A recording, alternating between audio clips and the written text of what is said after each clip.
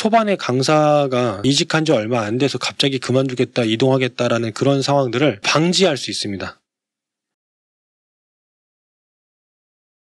새 선생님이 오셨을 때 효율적인 오리엔테이션 방법 물어보셨습니다. 이거는 글쎄요, 학원마다 상황에 따라서 이게 좀 다른데 이상적인 것과 즉각적으로 뭔가 필요한 부분에 대해서 한번 얘기를 해보도록 할게요. 일단 이상적 상황, 교육기간 여유가 있을 때, 요때이고요. 현실적 상황, 당장 빠르게 투입해야 할 경우, 이 두 가지 케이스로 나눠서 한번 생각해 보도록 하겠습니다. 두 가지 작업을 할 때 어쨌든 효율적인 OT라고 하는 거는 지금 효율을 물어보셨다라는 거는 강사를 가르칠 시간이 없고 이 선생님이 최대한 빠르게 업무를 배울 수 있게 만드는 방법이 무엇일까 때문에 물어보신 걸 거예요. 그러면 문제의 정의부터 한번 생각해 볼까요? 효율적 OT에 대해서 고민한 이유? 초보라서, 무경험이라서, 또는 한 번 가르쳐 준다고 바로바로 할 수 없어서 이런 경우도 있고요.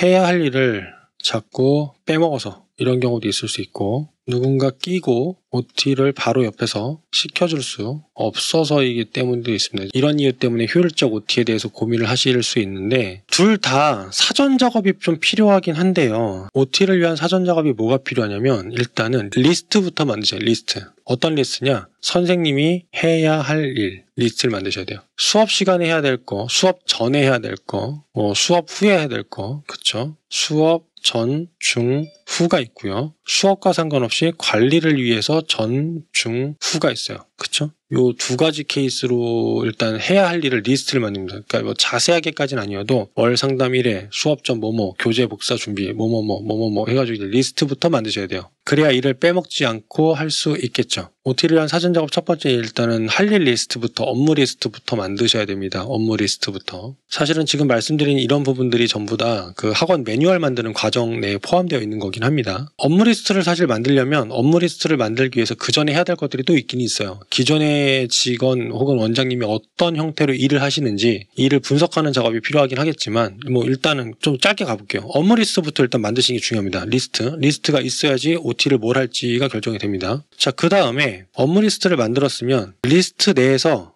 구분을 일단 하셔야 됩니다. 구분. 어떻게 구분을 하냐면 일단 일의 경중으로 구분할 수 있고요. 아니면 급한 것부터 정할 수도 있어요. 근데 이렇게 하는 것들이 당연하긴 한데 제가 추천드리는 방법은 뭐냐면 저는 지식이 필요한 일하고 경험이 필요한 일 둘로 나눕니다. 그러니까 지식이 필요한 일은 선생님 우리 학원은 복사진 어디 있고 기출시험지는 어디 있고 뭐뭐는 어디 있어요 라고 뭐 이런 것들 있잖아요. 한번 알려주고 메모하면 되는 것들. 이런 게 지식이 필요한 일이고요. 경험이 필요한 일이라는 건 뭐냐면 한 번 알려줘서 안 되는 겁니다. 직접 하고 피드백을 받고 그래도 단시간에 안 돼서 2번이고 3번이고 시간이 필요한 일들이에요. 이걸 나눠가지고 진행을 하는 게 좋습니다. 지식이 필요한 일은 그러면 이걸 서류화 시켜놓으면 서류 작업화 시켜놓게 되면 지식이 필요한 일은 한 번 그냥 전달하고 끝나겠죠. 그런 식으로 이제 지식이 필요한 일과 경험이 필요한 일을 나눠서 업무 지식에 관련된 것들을 문서화 시키시면 됩니다. 그러면 그 학원 내에 OT 자료집이 되겠죠. 이때 그냥 단지 문서화 시키는 것뿐만 아니라 필요한 것이 있다고 한다면 이 선생님이 보고 들어오셔야 될 뭐 책이나 동영상이나 이런 것들을 같이 연결해서 이걸 짜실 수도 있습니다. 왜냐하면 원장님이 모든 걸 A부터 Z까지 다 설명하실 수 있는 건 아니기 때문에 그런 방법들이 있고요.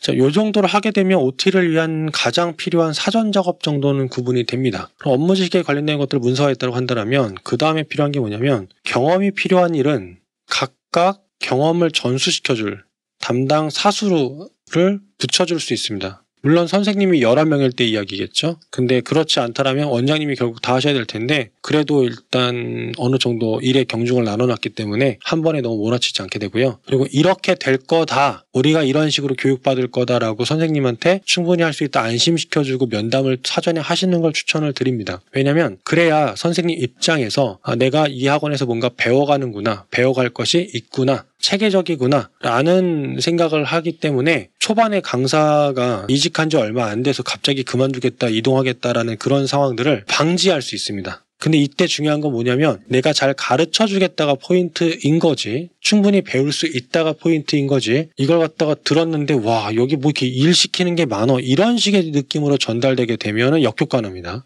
항상 주의하셔야 돼요. 체계적으로 다 할 수 있다. 이런 식으로. 이런 사전 작업이 됐다고 쳤을 때 현실적 상황이라고 한다면 사실 어려워요. 이거는 이제 당장 지금 뭐 원하시는 거면 솔직히 그냥 맨땅에 헤딩 하듯이 그냥 하셔야 되는 건데, 이게 사전에 준비가 돼 있다고 한다면 위 자료를 일단 던져주고 뭐 테스트하듯이 계속 확인하고 하는 방법밖에 없습니다. 현실적으로 다 바빠서 아무도 못 도와주고. 근데 교육기관이 여유가 있으면 이게 뭐냐면 본 수업을 맡기 전에 충분한 교육기관이 있고 교육을 담당할 각각의 고참 교사들이 역할을 부여해주고, 그 다음에 어쨌든 교사기 때문에 이제 거기에 맞춰가지고 참관 수업 및 데모 수업 정기적으로 실시하고 피드백까지, 이런 것까지 같이 계속 꾸준히 하면서 최소 한 달에서 길면 뭐 그 선생님 상황에 따라 다르겠지만 몇 달을 교육하게 된다면 가능하고요. 근데 사실 학원에서 여유가 있지 않으면 이렇게 강사를 채용하기 어려울 수 있어요. 그래서 어쨌든 중요한 거는 OT를 위한 사전 작업부터 하셔야 된다라는 거를 좀 말씀을 드리고 싶어요. 그게 돼야지만 조금 편하실 겁니다. 이 학원이 힘든 게 학원이 크던 작던 일은 똑같이 많잖아요. 근데 이제 원장님 혼자 일을 다 해야 될 경우에 이것저것 할 일이 너무 많아서 그런 건데, 그럴 때일수록 꼭 기록하시고 매뉴얼을 만들려고 노력을 하셔야 원장님이 시간이 지날수록 학원이 안정화가 잘 될 거고 시간이 좀 남으세요. 안 그러면 진짜 제가 매뉴얼 작업을 했던 이유 중에 하나가 그거예요. 이러다가 과로사 하겠다. 뉴스 기사가 남일 같지 않아서 그래서 매뉴얼 작업에 신경을 많이 썼던 거기 때문에 꼭 해보시기를 권장을 드립니다.